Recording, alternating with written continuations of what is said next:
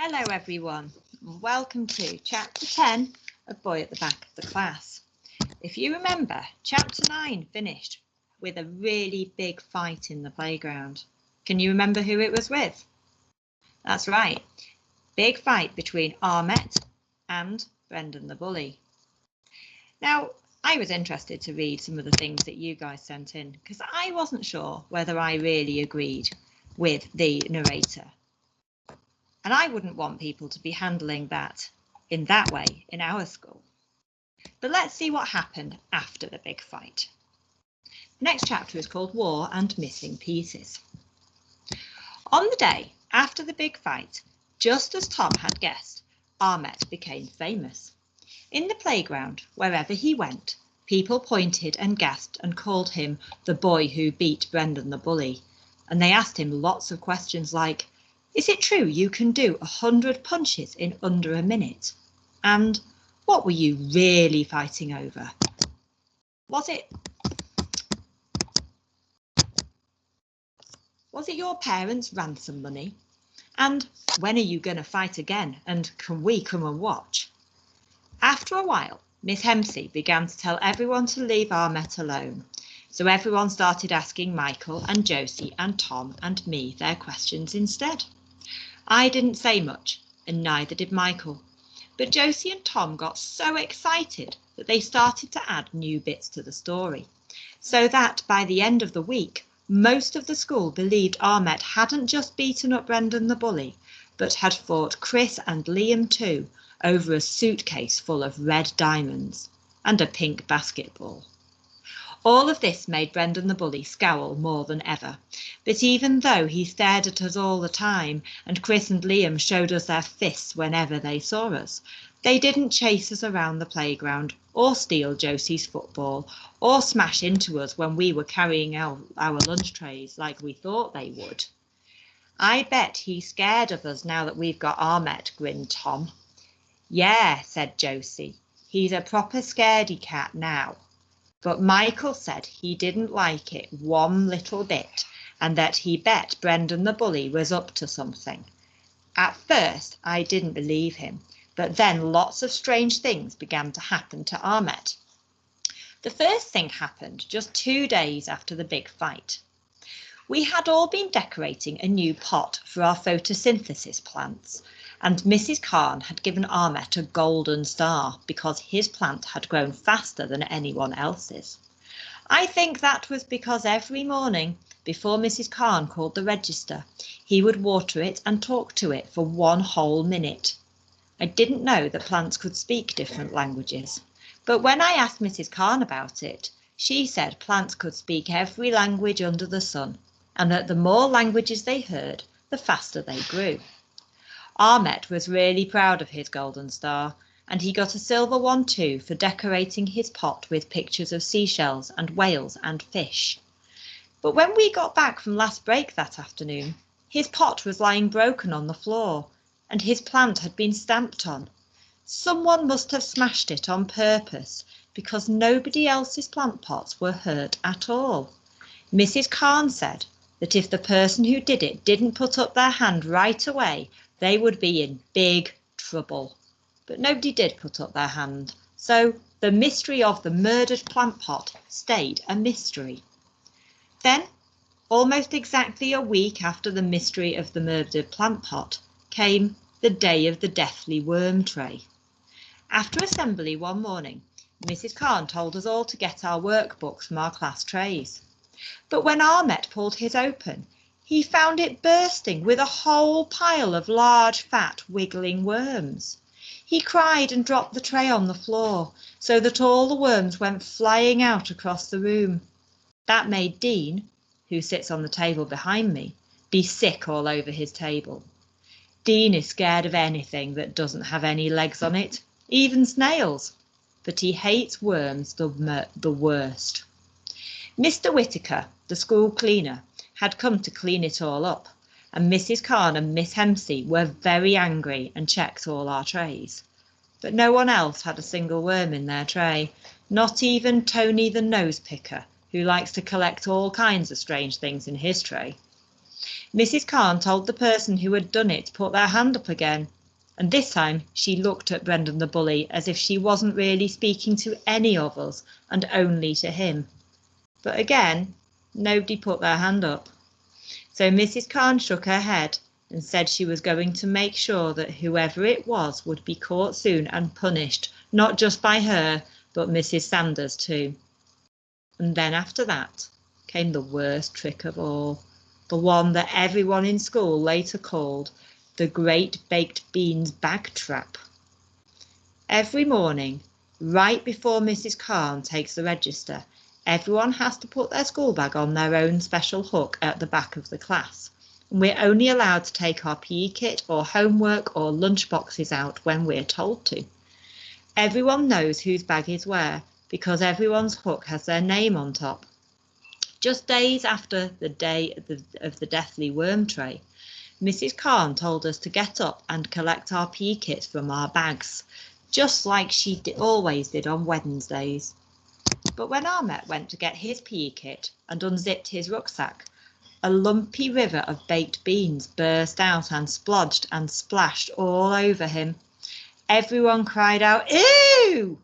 and then instantly fell silent. Mrs. Carn was so angry when no one put their hand up again that she cancelled PE and Mrs. Sanders came and told the whole class off. It was horrible, especially because Ahmet started to cry when he saw what had happened to his PE kit and his bag. I think everyone knew it was Brendan the bully who had done all these things, but no one could prove it, not even Mrs. Carn. After that day, the door to the classroom was locked every break time and at lunchtime, which stopped anything else from happening to Ahmet's things. But I wanted more than anything for Brendan the bully to be caught and to prove he was a criminal. So Michael brought his granddad's magnifying glass in, and we all searched for clues, but we couldn't find a single one, not even in the school bins. Ahmet was more upset about the Great Baked Beans bag trap than any of the other things that had happened, and even though Miss Hempsey washed his rucksack with lots of washing up liquid, it looked even worse than before and smelled strange too. But Ahmet still brought it into school every day. I wanted to know why he didn't get a new one, or why Miss Hempsey kept saying that it looked fine when it didn't. And then, just 2 days after the Great Baked Beans bag trap, I found out. We had all put away our books and were getting ready for a group story time, just like we always did on Fridays, when Mrs. Carn made a surprise announcement. "Now, everyone," she said, "this is our last afternoon before we all break up for the half-term holidays, and I thought we could do with a treat. Instead of us all reading a story together, we're going to listen to one instead, and it's a very important story because it's going to be told to us by someone very special in our class." Looking over at Ahmet and Miss Hempsey, she waved them over to where she was standing. I didn't know it just then, but I was about to have nearly all of my original 11 questions answered in one go. We all turned around to watch as Miss Hempsey picked up a large pile of papers from the table and followed Ahmet to the front of the class. I want everyone to listen extra carefully, and I don't want anyone asking any questions until after Ahmet has finished telling his story. Is that understood? "Yes, Mrs. Carn," shouted the class. Good. And leaning against her desk, Mrs. Carn smiled and said, "Ahmet?" Everyone shuffled in their chairs and sat up straight, waiting for Ahmet to speak. I wondered if he would tell the story in English or in Kurdish, but I was so excited I didn't really care. "Hello, my name is Ahmet. I am 9 years old, and I am refugee. I come from Syria." As he said this, he pointed to Miss Hempsey, who held up a drawing showing a house and a tree and a car in front of some mountains. And in the front of the car were 4 people labelled me, Mum, Dad, and Sister, and a cat. This was the drawing. I was surprised because I had never thought about Ahmet having a brother or a sister. I thought he was like me and didn't have any. His sister wasn't at our school. In the picture, she looked smaller than him, so maybe she was in nursery. But in Syria, there is big war, said Ahmet, and he pointed to Miss Hempsey again, who held up another picture. This one showed buildings on fire, and bombs dropping from a plane, and lots of people lying on the ground, and other people holding guns. It looked like this. Josie stopped chewing her hair and looked at me, and then looked back at the drawing again, and from behind I heard someone whisper, "Whoa." He's seen a real bomb and a real gun. Because of war, my family run away, said Ahmet, as his lion eyes became big and round and watery. We went on mountain and rivers, and carry bags and cat. This time Miss Hempsey held up a picture showing a family crossing mountains and rivers, and in the sky, birds that were crying. In the picture, Ahmet had drawn himself carrying a red rucksack with a black stripe on it, just like the one he had now. That was when I knew why he loved it so much, and why he cried when it had been filled with Brendan the Bully's horrible baked beans. He had carried it all the way from his house and over a mountain, which meant it was lots more important and lots more special than any of our bags. This was the picture. Then nowhere safe, so we get on boat on big sea. This time Miss Hempsey held up a drawing of a boat, but the boat wasn't like a normal boat with sails and pointy ends and wooden sides. This one was flat and round and was orange on the sides, just like the ones I had seen on the news that didn't have any toilets on them. And inside the boat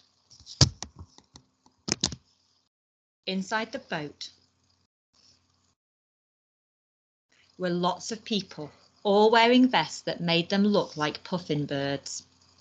But there were people in the water too, and they had bubbles coming out of their mouths saying, "Help me." Everyone leaned forward in their chairs and tried to read the labels Ahmed had put over some of the people's heads. I saw me and Mum and Dad, but there wasn't one for sister or cat. I know cats don't like water because Josie has a cat, and she says it screams whenever it rains and always wants to stay inside. So maybe Ahmet's cat didn't want to get into the boat, and maybe his sister didn't want to leave it, so she stayed behind to look after it. This was the boat picture. Then we are in another country called Greece, said Ahmet. We live in tent with lots of people who run away like me. They come from lots of country like Afghanistan and Pakistan and Eritrea. The next picture showed a flag with blue and white stripes and a white cross in a blue corner. And next to it were lots of tents and people everywhere, sitting next to fires and sleeping on the floor. In this picture, only the words me and Dad could be seen. Ahmet's mum must be sleeping inside one of the tents. This was the picture. Then we walk long time, in lots of country. It was cold and we sleep on floor, and then we stay in France. This time, Ahmet pointed to the next picture with his finger and showed us the railway tracks he had drawn. On it were people carrying suitcases and children, and all of them were walking to a wall with barbed wire on the top. Everyone looked sad, and in the corner there were army tanks and soldiers holding guns, and all the guns were pointing at the people with the suitcases and children. Miss Hempsey held up this drawing for longer than any of the others because Ahmet was looking at it and didn't seem to want to stop staring at it. This was the drawing. Then I come here, and I come to school. I like here. No bombs. It's safe. And I like new friends and teacher and play football. Ahmet stood and stared at everyone, and everyone stared back. Mrs. Khan blew her nose loudly, and Miss Hempsey put the drawings down, and she gave Ahmet a hug. "Thank you, Ahmet," said Mrs. Khan, standing up and putting a hand on his shoulder. "Everyone, Let's give Ahmet a huge round of applause for being so brave and for sharing his story with us. We all clapped, but we didn't clap as loud as we usually do for stories, because I think we were feeling strange. I don't think any of us had ever heard a story like it before. And as sad and as scary as it was even sadder and scarier because it wasn't just a made-up story from one of our reading books. It was all real. Ahmet had survived everything his pictures had shown us and was here with us. Knowing that made me feel sorry and proud and scared once, but most of all, it made me want to tell him he was definitely the bravest person I knew. Now, as you have seen, Ahmet's story is very special, and I'm sure you have lots of questions you want to ask him, said Mrs. Khan. Everyone's hands immediately shot up into the air, but I think mine was first. That's wonderful, smiled Mrs. Khan as she signalled at us to put our hands back down. But as Ahmet is still learning his English words, we're only going to ask him 3 questions. I want you all to write down just 1 question for him on a piece of paper. Mrs. Khan walked around and gave us each then a thin slip of blank paper. And when you're done, Miss Hempsey is going to pick out 3 questions we can ask him. You have a few minutes to think of your own question and to write it out in your very best handwriting. Try to get all your spellings right and remember, just 1 question each. The entire class fell quiet as everyone grabbed their pencils, put their heads down and wrote out their questions. I had lots of questions that I wanted to ask, but I picked the one that was most new and wrote that one out. After a few minutes, Mrs. Khan said our time was up, and Miss Hempsey collected all the bits of paper. Everyone began to whisper to one another as Mrs. Khan and Miss Hempsey looked through our questions and either shook their heads or nodded. What did you ask? Whispered Tom, turning around. I asked why you didn't stay in Greece, because the weather's warmer there and they have more seaside places, whispered back Josie. Oh, I asked how fast he had to run to get away from the bombs, whispered Tom. Michael, what did you ask? Whispered Josie, leaning forward and poking Michael on the shoulder. I asked if it was scary to be in the boat and if he was on it at night time, said Michael. That's 2 questions, whispered Josie, shaking her head. Then she looked at me. What did you ask? I asked what happened to his cat and what his sister's name is, I answered. Oh, said Tom, but that's 2 questions as well. Right, everyone, said Mrs. Khan, clapping her hands so we all stopped whispering and looked to the front of the class. We have some excellent questions here, but we've chosen 3. I'm going to say them in English, and then Miss Hempsey is going to translate both the question and the answer for us. Right, the first question is, what did your mum and dad do in Syria? Miss Hempsey spoke to Ahmet in Kurdish, and he said something back. Miss Hempsey nodded, and then looking at us said, Ahmet's father was a teacher, and his mother wrote for a newspaper. Everyone in class nodded, and we waited for Mrs. Khan to read out the next question. I crossed my fingers extra tight in the hopes that it would be mine. The next question is, what did you like doing most before the war happened? We waited for Miss Hempsey to tell Ahmet what the question was, and then to reply. He liked to play football with his friends, answered Miss Hempsey, and going to the park with his grandfather and eating kibbe. She smiled at Ahmet before any of us could ask what a kibbe was, explained, a kibbe is a very special snack which is filled with minced meat in the middle and is covered with lots of delicious spices. It's very famous in Syria and it looks like... Miss Hempsey went over to the blackboard and quickly drew a shape. It looked like a small American football. Is that the right shape, Ahmet? She asked. Ahmet nodded. We all looked at each other and tried to imagine what an American football with minced meat in the middle might taste like.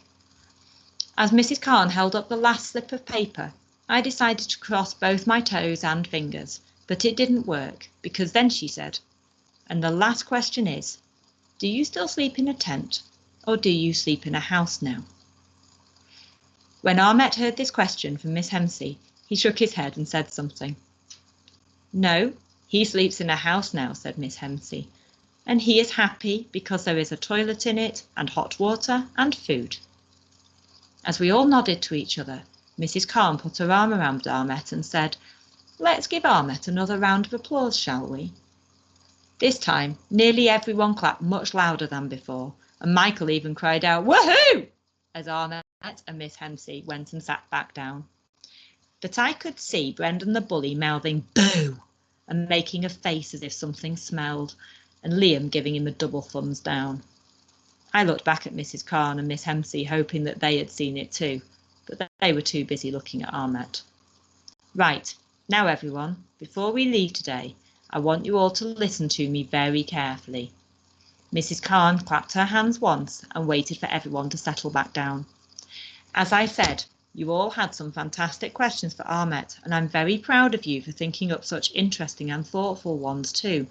But, and here she looked at us with her eyebrows raised, which meant she was being extra serious and would be extra angry if we didn't listen to her.